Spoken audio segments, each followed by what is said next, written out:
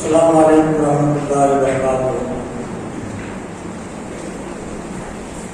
الحمد للہ نحمده ونستعینه ونستغفره ونؤمن به ونتوکل علیہ ونعوذ باللہ من شرور انفسنا ومن سیئات اعمالنا۔ قال اللہ تعالی فی القرآن المجید والفرقان الحمید فاعوذ باللہ من الشیطان الرجیم بسم اللہ الرحمن الرحیم۔ اقرأ بسم ربک الذی خلق خلق الانسان من علق اقرأ وربک الاکرم الذی علم بالقلم علم الانسان ما لم یعلم۔ وقال اللہ تعالی اذن یا ایھا المدثر قم فانذر وربک فکبر وثیابک فطہر والرجز فاہجر ولا تمنن تستکثر ولربک فاصبر۔ وقال اللہ تعالی اذن یا ایھا الرسول بلغ ما انزل الیک من ربک وَإِن لَّمْ تَفْعَلْ فَمَا بَلَّغْتَ رِسَالَتَهُ وَاللَّهُ يَعْصِمُكَ مِنَ النَّاسِ۔ وقال النبی صلی اللہ علیہ وسلم بلغوا عنی ولو آیۃ۔ وقال أيضا بعثت معلما او کما قال علیہ الصلاۃ والسلام۔ معزز و محترم دینی بھائیو، بزرگوں، نوجوانوں، اور یقیناً آج کے جمعہ کے خطبے کی آواز محلے کی خواتین اور بہنوں تک بھی پہنچ رہی ہوں گی، اس لیے خواتین اور بہنیں بھی مخاطب ہے اور وہ بھی ان باتوں کی طرف توجہ دے۔ گزشتہ جمعہ کے خطبے میں حضرت صلی اللہ علیہ وسلم کی سیرت کے عنوان سے آپ کی زندگی سے متعلق وہ باتیں جو نبوت سے قبل کی ہے، یعنی پیدائش سے لے کر نبوت تک، ان میں سے چند باتوں کا تذکرہ ہوا تھا۔ سب باتوں کا تذکرہ تو ایک عنوان میں اور ایک وقت میں مشکل ہی نہیں، ناممکن ہے۔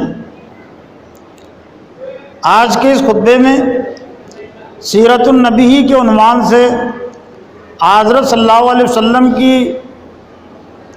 نبوی زندگی کا پہلا دور، جو نبوت سے لے کر ہجرت تک کا ہے،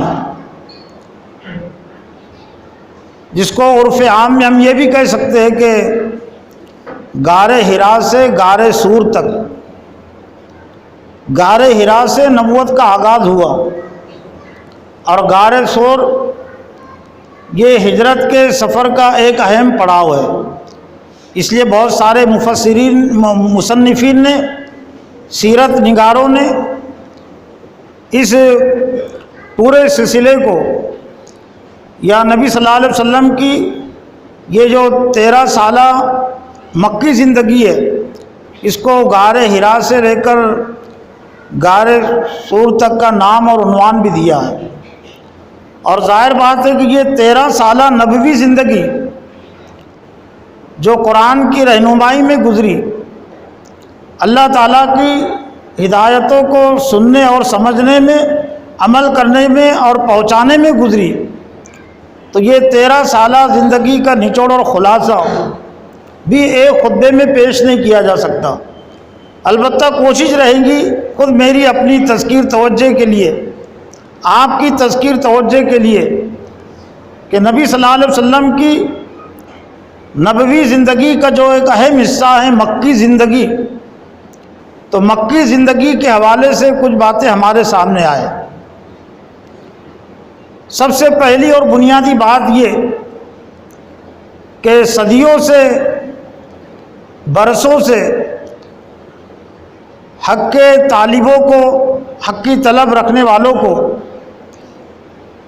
جس چیز کا انتظار تھا اور جو طلب ان کے اندر تھی، اللہ تعالیٰ نے نبوت کا آغاز کر کے اور قرآن مجید کے نزول کے سلسلے کا آغاز کر کے ان کی اس طلب اور جستجو کو پورا کر دیا۔ چنانچہ حق کی متلاشی جو روحیں تھی اور جو انسان تھے، انہوں نے حق کے قبول کرنے میں دیر نہیں لگائی۔ غار حرا میں جب نبی صلی اللہ علیہ وسلم اس سے پہلے ہی سے وہاں جایا کرتے تھے، اور ایک طرح سے اللہ تعالیٰ کی طرف سے آپ کے لیے اس تنہائی کو پسندیدہ بنا دیا گیا تھا تاکہ آپ کا دل مضبوط ہو، دنیا کی تمام مصروفیتوں سے کٹ کر اور ہٹ کر تنہائی میں آپ غور و فکر کیا کرتے تھے۔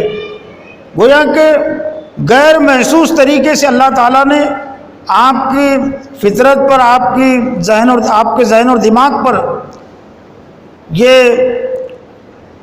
خیال اس لیے طاری کیا تاکہ نبوت کا، رسالت کا جو ایک عظیم بوجھ ہے، اس بوجھ کو سنبھالنے کے لیے آپ کا ذہن اور دماغ تیار ہو جائے۔ اور چنانچہ آپ کا ذہن اور دماغ پورے طور سے اس کے لیے تیار ہو گیا۔ تو حضرت جبرائیل علیہ السلام اللہ کی وحی لاتے ہیں جو سورہ علق کی ابتدائی آیات ہے، اقرا بسم ربک الذی خلق، پڑھیے اپنے رب کے نام سے۔ روایتوں میں یہ ہے کہ انسانی شکل و صورت میں حضرت جبرائیل علیہ السلام آئے تھے، اور حضرت جبرائیل علیہ السلام نے آپ کو کہا کہ پڑھیے۔ اللہ کے رسول نے فرمایا کہ ما انا بھی قاری، میں پڑھا ہوا نہیں، میں پڑھنا نہیں جانتا ہوں۔ سیاق و سباق سے بات ملتی ہے کہ آپ جو وحی لائے تھے وہ تحریر میں تھی، لکھی ہوئی وحی تھی، ورنہ اگر صرف وہ قول کی بات ہوتی کہ میں جو کہتا ہوں آپ اس کو دہرائیے، کہیے، تو یہ بے پڑھے لکھے کے لیے بھی مشکل نہیں ہے، حضرت محمد صلی اللہ علیہ وسلم کے لیے بھی مشکل نہیں تھا کہ حضرت جبرائیل علیہ السلام آپ کو کہتے کہ اقرا کہیے، اور آپ اقرا کہتے، بسم ربک الذی کہیے، اور آپ اس کے جواب میں کہتے بسم ربک الذی۔ آپ کی زبان عربی تھی اور یہ وحی بھی عربی میں تھی، لیکن ایسا لگتا ہے کہ وہ وحی تحریر کی صورت میں تھی۔ حضور صلی اللہ علیہ وسلم نے جواب دیا کہ میں پڑھا ہوا نہیں ہوں۔ تو روایتوں میں کہ حضرت جبرائیل علیہ السلام نے آپ کو اپنے سینے سے بھیجا، اور اتنے زور سے بھیجا، اللہ کے رسول فرماتے کہ انی خشیت علی نفسی، یعنی مجھے میری جان کا ڈر ہونے لگا۔ لیکن ایسا لگتا ہے کہ یوں ہی نہیں ہے، اس کو اہل دلی بات سمجھ سکتے ہیں۔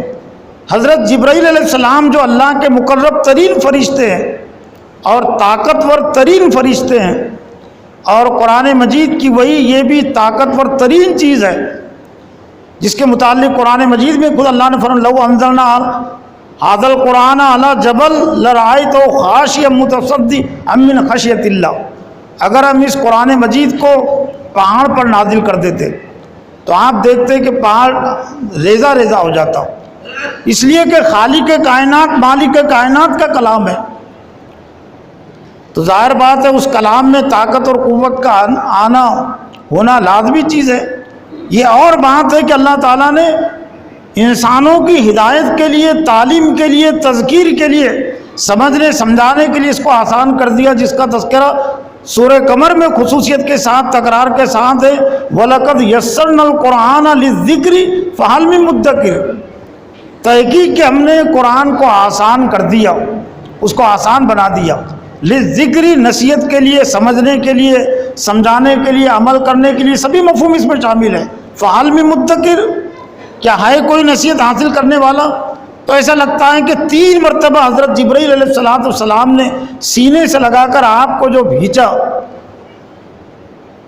تو آپ کے اندر بھی وہ طاقت اور قوت کچھ منتقل ہو جو اللہ کی طرف سے حضرت جبرائیل علیہ السلام میں تھی، اور جبرائیل علیہ السلام کے ذریعے سے بھی حضرت محمد صلی اللہ علیہ وسلم کے سینے میں بھی اور دل میں بھی وہ طاقت اور قوت پیدا ہو جائے، تاکہ اس کے بعد جو 13 سال تک نہیں 23 سال تک جو وحی کے نزول کا سلسلہ آپ پر ہونے والا ہے، تو آپ اس کو آسانی کے ساتھ برداشت کر سکے۔ پھر خود ہی حضرت جبرائیل علیہ السلام نے کہا کہ اقرا بسم ربک الذی خلق، حضرت جبرائیل علیہ السلام نے خود آپ کو پڑھوایا کہ پڑھیے اقرا بسم ربک الذی، پڑھیے اپنے رب کے نام سے۔ اس پہلی وحی میں ایک طرح سے اللہ تعالیٰ نے اپنا تعارف پیش کر دیا، اور دعوت دین کے حوالے سے جو ذمہ داری عائد ہوتی ہے ایک داعی پر، اس کو بھی بتلا دیا۔ اسلام کا جو آغاز ہوتا ہے، ایمان کا جو آغاز ہوتا ہے، وہ قرآن کے پڑھنے اور سننے اور سمجھنے سے ہوتا ہے۔ اگر یہ سوال کیا جائے کہ نبی صلی اللہ علیہ وسلم کا سب سے پہلا کام کیا تھا، تو اگر کوئی جواب دیتا ہے کہ نبی صلی اللہ علیہ وسلم کا سب سے پہلا کام عمل کرنا تھا، دعوت دینا تھا، تو جواب اس کا صحیح نہیں ہوا۔ صحیح جواب یہ ہوگا کہ نبی صلی اللہ علیہ وسلم کا بحیثیت نبی، بحیثیت رسول کے جو سب سے پہلا کام تھا، اللہ کی طرف سے نازل ہونے والے قرآن مجید کا سننا اور سمجھنا۔ کیا اس کے علاوہ بھی کوئی کام تھا آپ کا؟ اللہ کے رسول صلی اللہ علیہ وسلم قرآن کی ہدایت کے بغیر زبان بھی نہیں کھولتے تھے، اور سورہ نجم میں یہی بات کہی گئی، وما ينطق عن الهوى ان هو الا وحی یوحی۔ وہ اپنی مرضی سے کوئی بات نہیں کہتے، وہ وہی بات کہتے جو ان کی طرف وحی کی جاتی تھی۔ تو جب زبان نہیں کھول سکتے تھے، آپ قدم کیسے اٹھا سکتے تھے؟ تو قیامت تک کے لیے دعوت دین کے حوالے سے یہ بات کہہ دی گئی ہے، تصور دے دیا گیا کہ دعوت دین کا کام کوئی آزادانہ طور سے کرنے کا نام نہیں ہے، اپنی مرضی سے کرنے کا کام نہیں ہے، یہ اللہ کی ہدایت کے تابع ہو کر کام کرنے کا کام ہے۔ اور اس میں سب سے پہلی اور بنیادی چیز ہے اللہ کے کلام کو سننا سمجھنا۔ حضرت جبرائیل علیہ السلام اب کسی پر نازل نہیں ہوں گے، کسی پر وحی نازل نہیں ہوگی، آخری نبی اللہ کے رسول تھے، آپ کے بعد کوئی اور نبی نہیں آئے گا۔ تو اب جو وہ قرآن مجید جو لوح محفوظ میں بھی ہے، اور لوح محفوظ سے پھر دنیا میں بھی ہے قرآن مجید، یہ اوراق کی صورت میں، ایک کتاب کی صورت میں، تو ہر امتی کی یہ ذمہ داری ہے کہ وہ اس قرآن مجید کو پڑھے، سمجھے، اس پر عمل کرے۔ عمل کا درجہ دوسرا ہے، اور پھر جو کچھ اس نے پڑھا، جو کچھ اس نے عمل کیا، تو دوسروں تک بھی اس کو پہنچائے۔ اسی کو کہتے دعوت دین اور تبلیغ دین۔ تو گویا کہ اسلام میں سب سے پہلے تعلیم ہے، تعلیم کے نتیجے میں دعوت کا عمل ہوتا ہے۔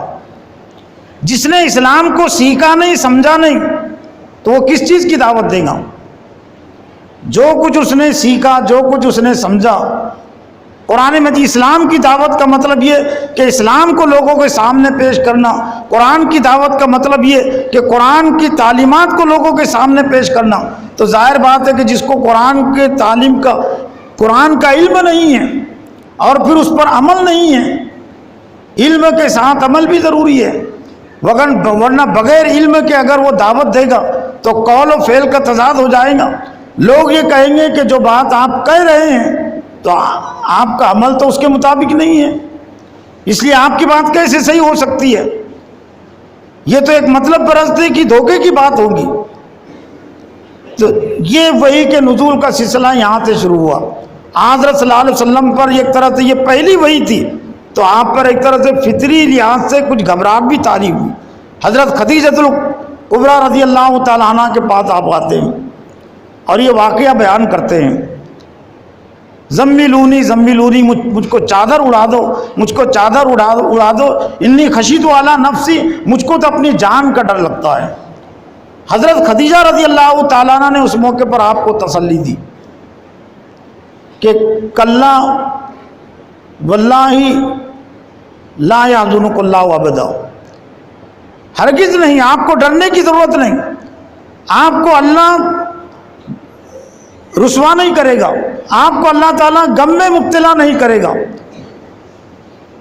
اور پھر حضرت خدیجہ نے آپ کی 6 خوبیاں اس موقع پر بیان کی تھی جو نبوت سے پہلے زندگی کی تھی، کہ انک لتصل الرحمہ، آپ تو صلہ رحمی کرنے والے ہیں، رشتہ داروں کے ساتھ اچھا سلوک کرنے والے ہیں، وہ تصدیق الحدیث، اور آپ تو سچ بولنے والے ہیں، وہ تحمل الکلہ، اور آپ لوگوں کا بوجھ اٹھانے والے ہیں، وہ تقری الضعیف، اور آپ مہمان نوازی کرنے والے ہیں، وہ تکسب العدوم، اور آپ تو محتاجوں کے لیے، غریبوں کے لیے آپ کوشش کرنے والے ہیں، وہ تو ہی بولا نوائی بالحق کی، اور حق کی بنیاد پر، سچائی کی بنیاد پر جن لوگوں پر مصیبت پریشانی آتی ہے، جن کو ستایا جاتا ہے، آپ ان کی مدد کرنے والے ہیں۔ ایسا لگتا ہے کہ حضرت خدیجہ رضی اللہ تعالیٰ عنہ کا جو انتخاب تھا ایک طرح سے اللہ تعالیٰ کا فیصلہ تھا اللہ کے رسول کے لیے، کہ جب یہ حالات آپ پر آئیں گے تو ایک غم گسار بیوی، تسلی دینے والی بیوی دنیا میں آپ کے ساتھ رہے۔ اور شاید عمر کا جو تفاوت تھا، اب وہ عمر کے تفاوت کی مصلیت اور ضرورت بھی واضح ہو جاتی ہے۔ 15 سال کی عمر میں ایک باپ اور بیٹے کی عمر کا فرق ہو جاتا ہے۔ نکاح کے موقع پر اللہ کے رسول کی عمر تھی 25 سال، حضرت خدیجہ کی عمر تھی 40 سال، تو 15 سال کی عمر۔ اس لیے بہت سارے مصنفین نے، سیرت نگاروں نے یہ نقطہ بھی اس پہ واضح کیا کہ حضرت خدیجہ رضی اللہ تعالیٰ عنہ نے نبوت اور رسالت کے بعد خصوصیت کے ساتھ پہلے بھی، لیکن ایک بیوی ہونے کا کردار بھی ادا کیا، اور ایک طرح سے ایک ماں ہونے کا کردار بھی ادا کیا۔ ماں کے اندر جو تجربہ ہوتا ہے اور جو سنجیدگی ہوتی ہے، وہ سنجیدگی اور وہ تجربہ اور وہ حوصلہ افزائی مصیبت اور پریشانی کے موقع پر ایک ماں جو اپنے بیٹے کو جو تسلی دیتی ہے، بیٹا پریشانی میں مبتلا ہو گیا، مصیبت اس پر کوئی آ گئی، اور جس طرح سے اس کی غم گسار بنتی ہے اور اس کے لیے تسلی کا باعث بنتی ہے، تو حضرت خدیجہ رضی اللہ تعالیٰ عنہ بھی نبی صلی اللہ علیہ وسلم کی نبوی زندگی میں 10 سال آپ کی غم گسار اور آپ کے ایک طرح سے پشت پناہ بنے رہی۔ جو حالات آپ پر آئے تھے مکہ میں انتہائی ناسازگار حالات تھے، لیکن ڈھارس بنانے کے لیے جو 2 شخصیتیں تھیں، ان میں سے ایک حضرت خدیجہ رضی اللہ تعالیٰ عنہ تھی، اور آپ کے چچا ابو طالب، جن کی کفالت، جن کی سرپرستی میں آپ تھے، لیکن اتفاق سے دونوں ہی کا انتقال ایک ہی سال ہو گیا۔ نبوت کا جب 10واں سال آیا تو حضرت خدیجہ کا بھی انتقال ہو گیا اور ابو طالب کا بھی انتقال ہو گیا، اور اس وجہ سے اس سال کا نام ہی عام الحزن قرار پایا، یعنی غم کا سال، کہ نبی صلی اللہ علیہ وسلم کو یہ جو دنیا میں جو اللہ تعالیٰ نے 2 سہارے عطا کیے تھے، ایک طرح سے 2 سہارے اٹھ گئے۔ تو بہرحال حضرت خدیجہ رضی اللہ تعالیٰ عنہ نے آپ کو تسلی دی، اور پھر اس کے بعد جو وحی نازل ہوئی، ایک طرح سے اس پہلی وحی میں اللہ نے اپنا تعارف پیش کر دیا تھا، اقرا بسم ربک الذی خلق، پڑھیے اپنے رب کے نام سے جس نے تمہیں پیدا کیا، یعنی گویا کہ خالق تمہارا اور تمام انسانوں کا وہ اللہ ہے، اور وہ صرف اللہ نہیں بلکہ رب ہے۔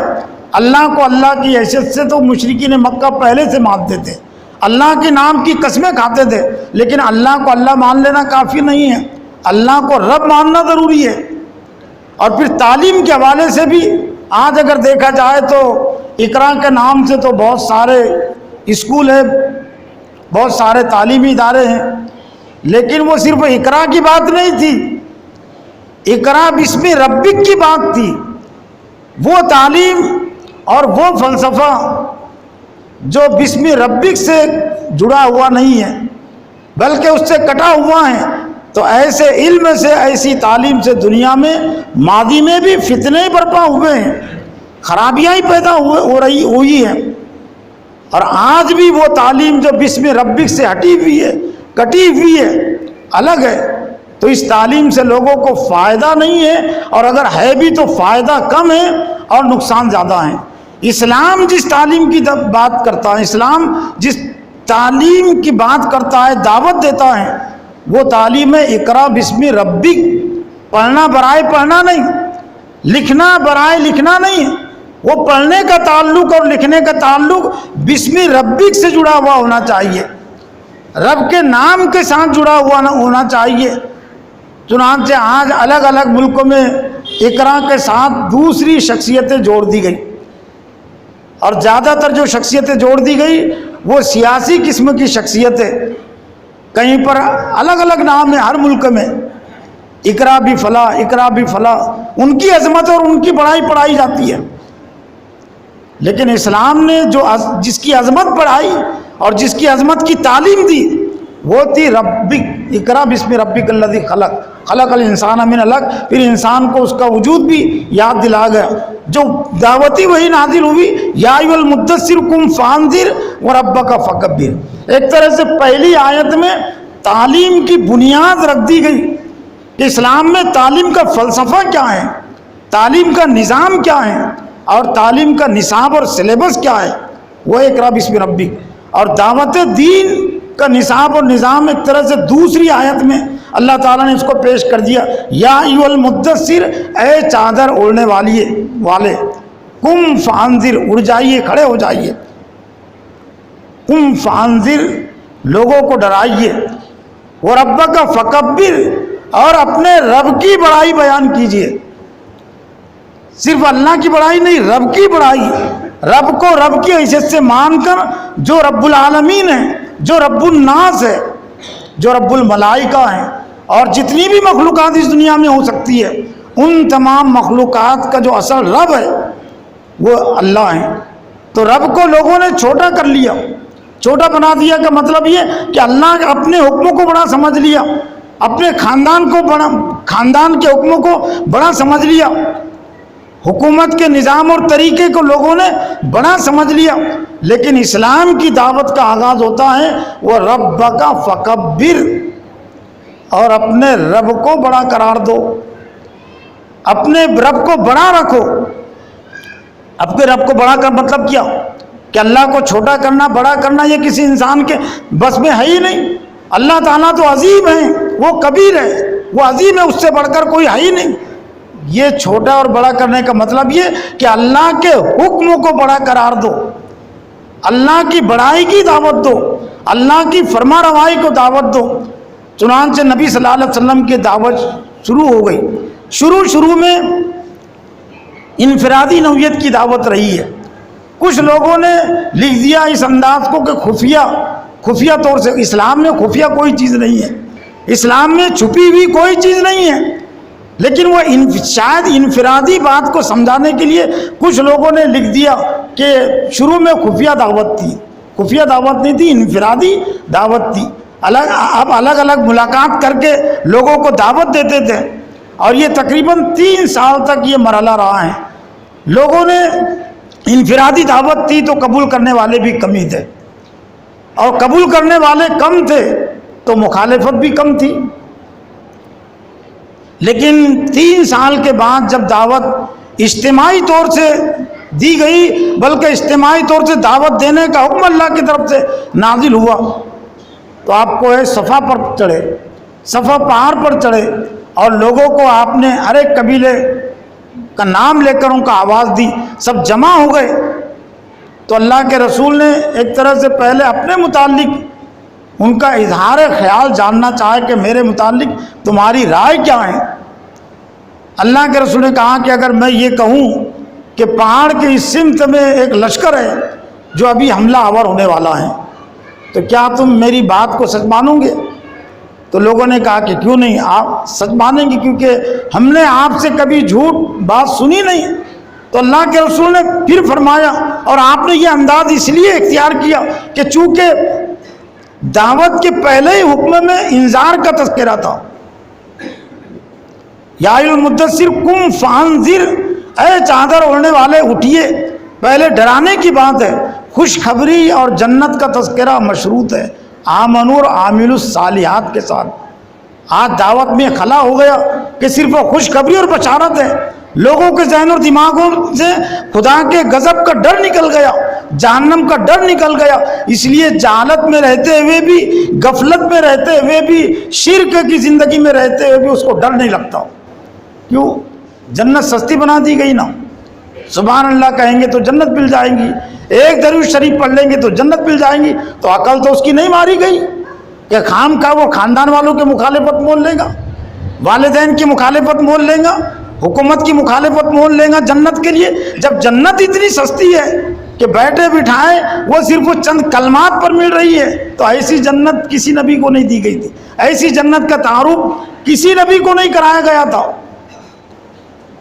بلکہ جنگ احد کے موقع پر جب صرف ایک خیال آ گیا تھا کہ اللہ کے رسول نبی ہیں, پھر زخمی کیسے ہو گئے, پھر 70 ہمارے ساتھی شہید کیسے ہو گئے اور 70 زخمی کیوں ہو گئے؟ تو یہ صرف خیال آ گیا تھا، تو فوراً اللہ تعالیٰ نے نوٹس لیا، اور سورہ آل عمران میں اللہ تعالیٰ نے اس کا جواب دیا، ام حسبتم ان تدخلوا الجنۃ ولما یاتکم مثل الذین خلوا من قبلکم مستهم الباساء والضراء وزلزلوا حتى یقول الرسول والذین آمنوا معه متى نصر اللہ الا ان نصر اللہ قریب۔ کیا تم نے سمجھ لیا کہ جنت میں یوں ہی داخل ہو جاؤ گے؟ کہ جنت اللہ کے رسول کو ایسی مل جائیں گی اور صحابہ کرام کو تم کو ایسی مل جائیں گی؟ اگر تم نے سمجھا ہے تو غلط سمجھا ہے۔ تم سے پہلے ابھی تو تم پر وہ حالات نہیں آئے، یہ تو ابھی آغاز ہے، شروعات ہے، ابھی تم پر وہ حالات نہیں آئے جو تم سے پہلے لوگوں پر آئے تھے۔ مستهم الباساء والضراء، ان کو ذہنی تکلیفیں پہنچی، جسمانی تکلیفیں پہنچی، معاشی تکلیفیں پہنچی۔ وہ زلزلو، اور جھنجھوڑ دیے گئے۔ زلزلے کا لفظ زمین کے ہلنے کے لیے استعمال ہوتا ہے، قیامت کے لیے زلزلے کا لفظ استعمال ہوا ہے قرآن میں۔ وہ زلزلو، وہ جھنجھوڑ دیے گئے، یہاں تک کہ وقت کا رسول یہ کہنے لگا متی نصر اللہ، اللہ کی مدد کب آئے گی؟ الا ان نصر اللہ قریب، سن لو اللہ کی مدد قریب ہی ہے۔ تو جب اجتماعی دعوت کا آغاز ہوا تو مصیبت پریشانیوں کا بھی آغاز ہو گیا۔ ایک طرح سے یہ 13 سال میں شروع کے جو 3 سال اگر ہم الگ کر لیں جس میں کوئی زیادہ مخالفت نہیں تھی، لوگوں نے نظر انداز کیے رکھا آپ کی دعوت کو، لیکن جیسے یہ دعوت بڑھنے لگی تو لوگوں نے نوٹس لیا، اور پھر مشرکین مکہ نے، کفار مکہ نے دعوت سے لوگوں کو دور کرنے کے لیے، بدزن کرنے کے لیے جو حربے اختیار کیے اور جو ہتھیار اپنے ہاتھ میں لیے، تو ان حربوں اور ہتھیاروں کو بھی سامنے اور ذہن میں رکھنا ضروری ہے۔ نبی صلی اللہ علیہ وسلم کی جو زندگی، جو نمونۂ عمل ہے قیامت تک کے لیے، وہ یوں ہی نہیں ہے۔ لقد کان لکم فی رسول اللہ اسوۃ حسنہ، نبی صلی اللہ علیہ وسلم کی زندگی تمہارے لیے بہترین نمونہ ہے۔ تو نمونے میں صرف وہ اسلامی حکومت کا قیام ہی نہیں ہے، نمونے میں مار کھانا بھی ہے نا، نمونے میں مار کھانا بھی ہے، گالیاں سننا بھی ہے، شعب ابی طالب میں بھی رہنا ہے نمونے میں، اور نمونے میں وہ انسانی بنیاد پر جو حکومت آپ کو دی جا رہی تھی، پیشکش کی گئی تھی حکومت کی، دولت کی، عورت کی، تو اس کو ٹھکرا دینا بھی نمونے میں۔ لیکن نمونہ ہم سمجھتے ہیں صرف اچھی چیزوں کو، جس میں کوئی مصیبت پریشانی نہ آئے، تو لوگ اس کو نمونہ سمجھتے ہیں۔ اور آج عرف عام میں تو صرف سنتوں کے حوالے سے، سنت کہتے ہیں نبی صلی اللہ علیہ وسلم کی زندگی کو، طریقے کو، لیکن سنت کے حوالے سے عرف عام میں زیادہ تر 2 باتیں سننے کو ملتی ہیں مجھ کو، اور آپ کو بھی ہو سکتا ملتی ہوں گی۔ مسواک کرنا سنت ہے، میٹھا کھانا سنت ہے۔ کس نے انکار کیا؟ کس نے انکار کیا اور کون منکر ہے کہ مسواک کرنا سنت نہیں ہے؟ مسواک کرنا بھی سنت ہے اور میٹھا کھانا بھی سنت ہے، لیکن اس سے پہلے ڈنڈے کھانا بھی سنت ہے۔ صرف انڈے کھانا نہیں جو کہا جاتا ہے کہ میٹھا کھانا نہیں، کڑوا کھانا بھی سنت، کڑوا کھانا نہیں، بھوکا رہنا بھی سنت ہے۔ لیکن میٹھے رہنے کی سنت یاد ہے، لیکن 3 سال تک شعب ابی طالب میں آپ نے جو بھوک کی حالت میں دن گزارے، کبھی ہے کبھی نہیں، اور صرف آپ نے نہیں، آپ کے تمام ساتھیوں نے، تو یہ بات نہیں سننے کو ملتی کہ بھوکا رہنا بھی سنت ہے، ڈنڈے کھانا بھی سنت ہے، زخمی ہونا بھی سنت ہے، گالیاں سننا بھی سنت ہے، اور دین اور ایمان کی بنیاد پر اگر کسی کو کسی کے گلے میں رسی ڈال کر بھیچا جا رہا تو وہ بھی سنت ہے۔ یہ بھی اللہ کے رسول اس سے بھی گزرے ہیں۔ نماز کی حالت میں کسی نے اونٹ کی اوجری لا کر ڈال دیا پیٹھ پر تو یہ بھی سنت ہے، اللہ کے رسول اس سے بھی گزرے ہیں۔ یہ سب حالات آپ پر آئے ہیں۔ لقد کان لکم فی رسول اللہ اسوۃ حسنہ، تحقیق کہ نبی صلی اللہ علیہ وسلم کی زندگی تمہارے لیے بہترین نمونہ ہے۔ جو 4 ایک طرح سے مرحلے پیش آئے آپ کی نبوی، آپ کی مکی زندگی میں، ایسا لگتا ہے کہ کوئی 5واں مرحلہ قیامت تک کسی بھی شخص کی زندگی میں بحیثیت فرد کے اور بحیثیت امت کے، بحیثیت اجتماع کے، کوئی 5ویں مصیبت اور پریشانی نہیں آ سکتی۔ آئیں گی تو انہی میں سے آئے گی۔ پہلا ہتھیار اور حربہ جو مشرکین مکہ نے اپنے ہاتھ میں لیا کہ الزامات لگاؤ۔ ابھی تک صادق اور امین کہہ رہے تھے، لیکن اب جادوگر کہنے لگے، کاہن کہنے لگے، شاعر کہنے لگے، مجنون یعنی پاگل، پاگل کہنا، پاگل یہ مذاق کی بات نہیں، یہ مذاق میں ہم کہہ دیتے کسی کو پاگل، پاگل ہو گیا، لیکن شعور کے انداز میں، گالیوں کے انداز میں پاگل ہے، تو کیا یہ چھوٹی چیز تھی؟ لیکن اللہ کے رسول نے کوئی اس کا اثر نہیں لیا، قیامت تک کے لیے بتلا دیا گیا کہ اگر تم یہ کام کرو گے تو پہلی ذہنی تکلیفیں تم کو دی جائیں گی، الزامات تم پر لگائے جائیں گے، لیکن اس سے بھی کام نہیں چلا تو دوسرا ہتھیار اور حربہ جو مشرکین مکہ نے اپنے ہاتھ میں لیا وہ تھا جسمانی تکلیفیں پہنچانے کا۔ آپ کو بھی جسمانی تکلیفیں پہنچائی گئی، آپ کے ساتھیوں کو پہنچائی گئی، حضرت سمیہ رضی اللہ تعالیٰ عنہ شہید کر دی گئی، حضرت خباب بن عرد، حضرت بلال رضی اللہ تعالیٰ عنہ کو گرم ریت پر گھسیٹا گیا، حضرت ابوبکر صدیق کو مارتے مارتے بے ہوش کر دیا گیا۔ لیکن یہ جسمانی تکلیفوں سے بھی اسلام کی دعوت نہیں رکی، بلکہ وہ کسی شاعر نے جو کہا کہ اسلام کی فطرت میں قدرت نے لچک دی ہے، اسلام کی فطرت میں قدرت نے لچک دی ہے، وہ اتنا ہی ابھرے گا جتنا کہ دباؤں گے۔ شروع میں 3 سال تک جو اسلام زیادہ نہیں پھیلا تو زیادہ تکلیفیں بھی نہیں تھیں، لیکن جہاں سے تکلیفوں کا آغاز ہوا، زیادہ تکلیفیں دی جانے لگی تو اسلام زیادہ پھیلنے لگا۔ اسلام کی فطرت میں قدرت نے لچک دی ہے، وہ اتنا ہی ابھرے گا جتنا کہ دباؤں گے۔ ادھر ستائے جا رہا تھا، مصیبتیں پریشانیوں کے پہاڑ توڑے جا رہے تھے، اور ادھر اسلام کا راستہ وہ رفتار پکڑ رہا تھا، دعوت دین کا عمل وہ رفتار پکڑ رہا تھا۔ حضرت عمر فاروق رضی اللہ تعالیٰ عنہ، حضرت حمزہ رضی اللہ تعالیٰ عنہ، یہ 2 بڑی شخصیتیں اسلام میں داخل ہوئی دور مکی میں، لیکن ان کے اسلام میں داخل ہونے کا سبب کیا بنا؟ دین اور ایمان کی خاطر آنے والی مصیبت اور پریشانی، دین اور ایمان کے نام پر نکلنے والا خون۔ ابو جہل نے نبی صلی اللہ علیہ وسلم کو گالیاں دی، برا بھلا کہا ایک دن، اور اس کا یہ گمان یہ تھا کہ محمد صلی اللہ علیہ وسلم مجھ سے الجھیں گے، میری گالیوں کا جواب دیں گے تو اور زیادہ لڑائی کا موقع مجھے ملے گا۔ اللہ کے رسول نے کوئی جواب نہیں دیا، تو پھر اس نے غصے میں آ کر آپ کو پتھر مار دیا، اس پر بھی آپ نے کوئی جواب نہیں دیا، آپ کا چہرہ لولان ہو گیا۔ ابو جہل کی باندی نے یہ منظر دیکھا، اور حضرت حمزہ رضی اللہ تعالیٰ عنہ جو شکار کے لیے گئے ہوئے تھے، جب حضرت حمزہ جو آپ کے چچا ہے، رضائی بھائی بھی آپ کے، تو حضرت حمزہ رضی اللہ تعالیٰ عنہ کو ابو جہل کی باندی نے یہ سب واقعہ سنایا کہ محمد صلی اللہ علیہ وسلم کے ساتھ ابو جہل نے کیا کیا۔ حضرت حمزہ رضی اللہ تعالیٰ عنہ محمد صلی اللہ علیہ وسلم سے ملے بغیر پہلے اس مجلس میں گئے جہاں پر ابو جہل بیٹھا ہوا تھا، اور اس کے سر پر کمان دے ماری، سر اس کا پھٹ گیا، زخمی ہو گیا، خون نکلنے لگا۔ لوگ حمایت کے لیے اٹھے ابو جہل کی طرف سے، تو خود ابو جہل نے منع کر دیا کہ لڑائی آگے نہ بڑھے، معاملہ رفع دفع ہو جائے، اور اس نے کہا کہ مجھ سے ہی غلطی ہو گئی تھی، کہ مجھ کو نہیں مارنا چاہیے تھا ان کے بھتیجے کو، لیکن مجھ سے ہی غلطی ہو گئی۔ لیکن بات یہاں تک ختم نہیں ہوئی، بات یہاں سے آگے بڑھتی ہے، کیوں تو وہ اللہ کے نزدیک تو طے شدہ چیز تھی نا، ان مال عسر یسرا فإن مال عسر یسرا، اس خون کا صلہ اور بدلہ اللہ کے رسول کو دیا جانا، اسلام کو دیا جانا، وہ اللہ کے نزدیک طے ہو چکا تھا اور قیامت تک کے لیے طے ہے۔ حضرت حمزہ آتے اور کہتے ہیں اے بھتیجے خوش ہو جا، میں نے تیرا انتقام لے لیا، جس طرح سے اس نے تیرے چہرے کو زخمی کیا، جا کر دیکھ لے میں نے اس کے سر کو زخمی کر دیا۔ محمد صلی اللہ علیہ وسلم کہتے ہیں میں اس طرح کے برتاؤ سے خوش نہیں ہوتا، ہاں اگر آپ نے اسلام قبول کر لیا، ایمان قبول کر لیا تو میں خوش ہو جاؤں گا۔ اس وقت اسلام قبول کیا حضرت حمزہ نے۔ خون کا واقعہ پیش آیا تھا، دین کے نام پر خون نکلنے کا واقعہ، تب حضرت حمزہ اسلام میں داخل ہوئے۔ حضرت عمر فاروق رضی اللہ تعالیٰ عنہ نکلے تھے اللہ کے رسول کو قتل کرنے کے لیے۔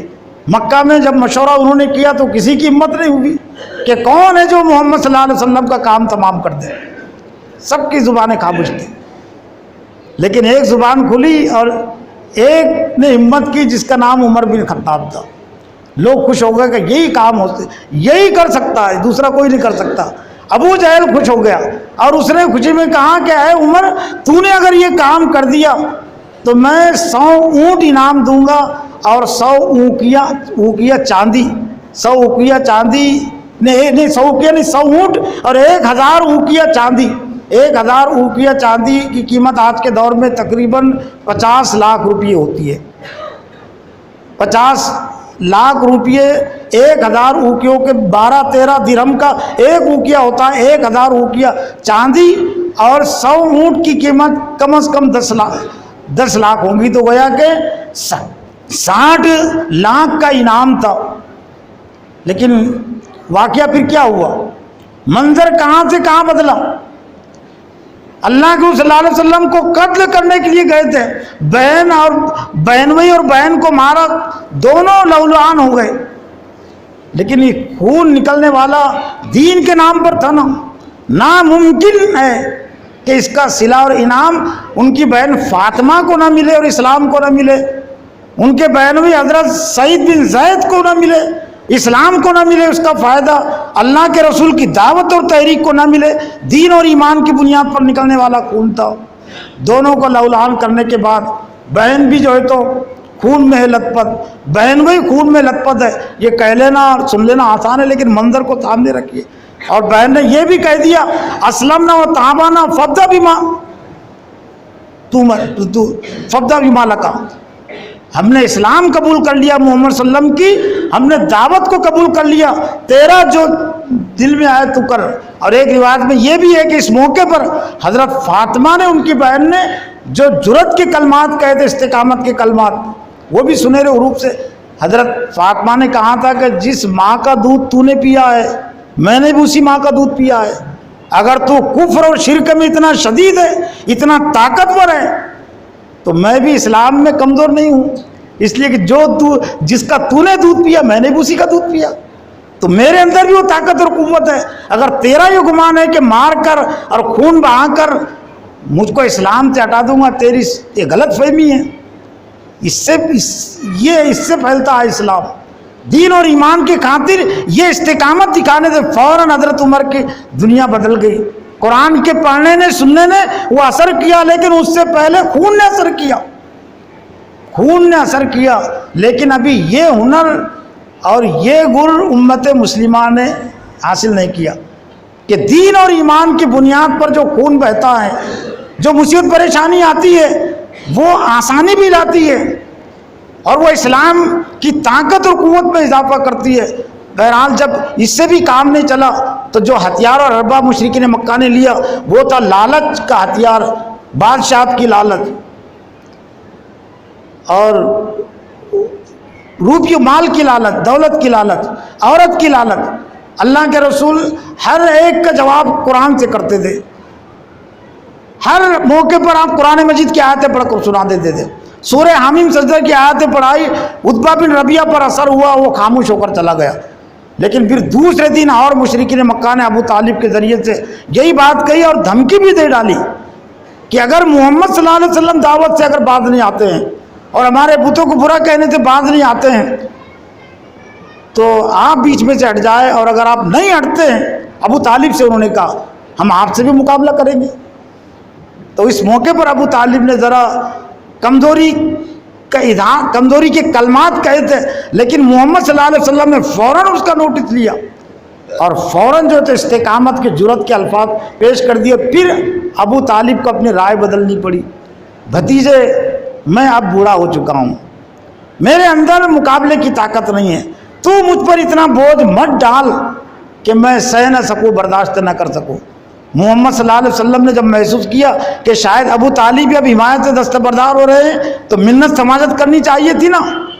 अल्लाह के रसूल ने मिन्नत समाजत तो बहुत दूर की बात, जो बात कही वो तारीख में, सीरत में महफूज है। ऐ मेरे चचा, ये तो वो चीज़ें जो उनके बस में, हुकूमत, दौलत, औरत, लेकिन मेरे सीधे हाथ में अगर ये सूरज रख दे, बाएं हाथ में चांद रख दे, वल्लाही मा तरक तो आदिस दावा, खुदा की कसम इस दावत को छोड़ने वाला नहीं हूँ। चाहे मैं दावत देते देते हलाक हो जाऊँ या फिर ये दावत गालिब आ जाए।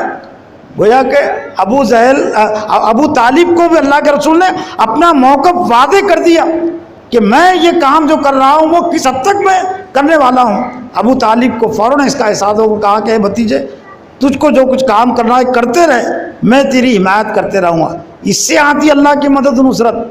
चापलूसी करने से, बातिल की चापलूसी करने से, चाकरी करने से, मिन्नत समाजत करने से अल्लाह की मदद नुसरत नहीं आती। इस्तिकामत की बुनियाद पर अल्लाह की मदद नुसरत आती है। बहरहाल इससे भी काम नहीं चला, बायकाट उन्होंने किया, बायकाट से भी काम नहीं चला। इस्लाम का रास्ता आगे बढ़ते गया और फिर हालात ऐसे आ गए कि जहाँ देखो वहाँ मारो।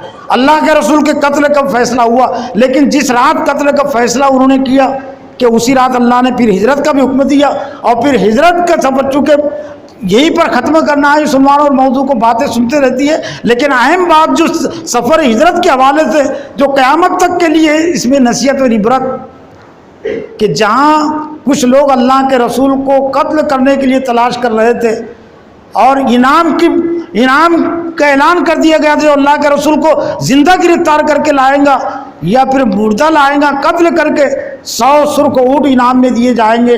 मक्का के जो है तो इस इनाम की लालच में बहुत सारे लोग जो है तो तलाश कर रहे थे, लेकिन मदीना वालों को मालूम हुआ तो मदीना वाले आपके दीदार के लिए तड़प रहे थे।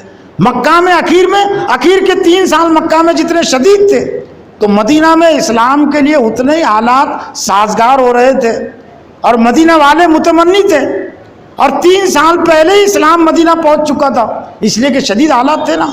इन्ना माल उसरी उसरा फ़इन्ना माल उसरी उसरा, बेशक तंगी के साथ आसानी है, बेशक तंगी के साथ आसानी है। अल्लाह से दुआ है कि अल्लाह ताला मुझे भी और आपको भी नबी सल्लल्लाहु अलैहि वसल्लम की ज़िंदगी को समझने और उससे अपना ताल्लुक़ रिश्ता जोड़ने की तौफ़ीक़ अता फ़रमाए। व आख़िर दावाना अनिल हम्दुलिल्लाह।